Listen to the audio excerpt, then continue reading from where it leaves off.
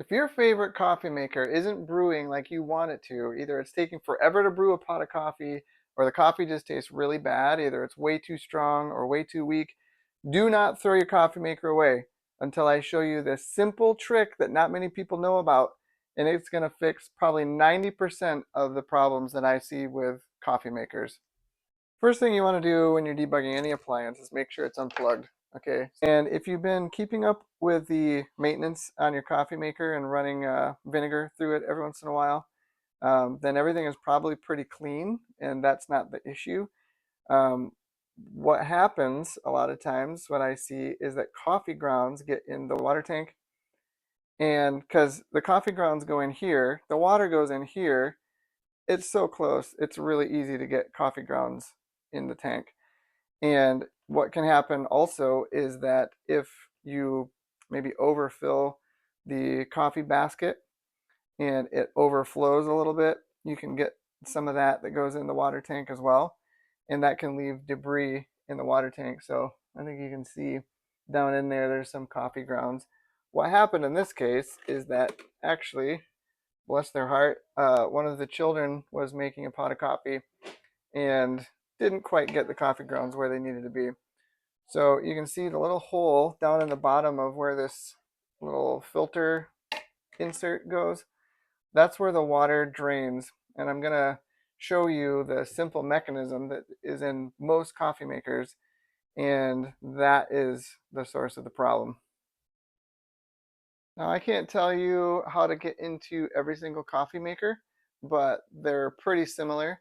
And in this case, I'm just using a pair of pliers and a Phillips screwdriver.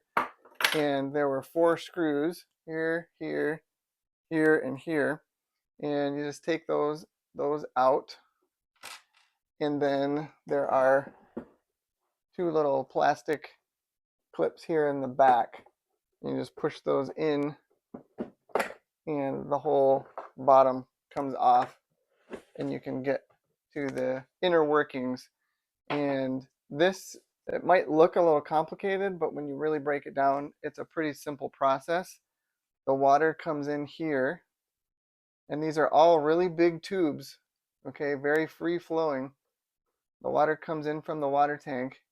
There's a heating element around here, and that heats up the water until it is boiling, and then it forces the water up into this tube, into the little shower head thing over the coffee basket, and then that's what drips through the coffee.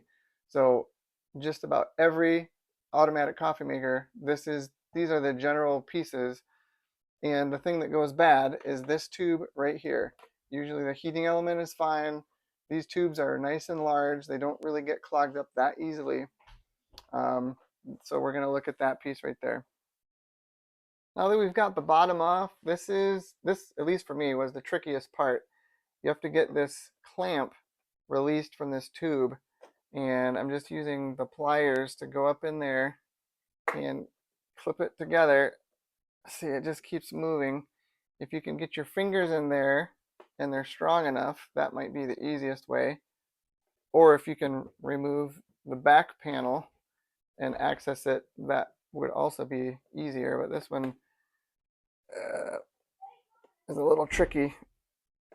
But once you get that clamp down, then you just pull the tube off of the water tank. And here is where the issue lies. You can see some of the coffee grounds in here and inside this tube here. And inside this larger rubber tube, there's a smaller insert that's pressed in there. If you can see up in here, there's a little ball, and that is a check valve. It's a little float in there, and that allows the water to freely flow from the water tank through this tube into the heater area. But if the coffee grounds get into this tube, it totally affects the way that that valve works. The water needs to be able to flow through freely to get to the heater, but then when the heater heats it up, it tries to force it back up into the tube, And so then that ball closes the path and it forces the water to go up through the little shower head into the coffee basket instead. So that is the key piece to the function of the coffee maker. And if there's anything restricting the free movement of that little ball valve in there, like these coffee grounds, the coffee maker is not going to work properly. So all you need to do is just clean out those coffee grounds and clean out around this ball valve and then put everything back together and it should work properly. All right, so I just blew that out. Now it's nice and clean in there. And before you try to brew again, you also want to make sure that you get all of the grounds out of the water tank also. So that might take a little spraying, a little cleaning out, making sure that you just don't want any grounds in there. Otherwise, you're going to have the same problem again. All right, I got it put back together and I ran a pot of water through just to test, make sure it was working like it was supposed to. And it brewed in about 10 minutes. So that's maybe a little faster than it was before, but it's way faster than when it was clogged up. It was taking 20 or 30 minutes to brew a pot of coffee. So I'm pretty confident that that was the issue. And now it's back in function.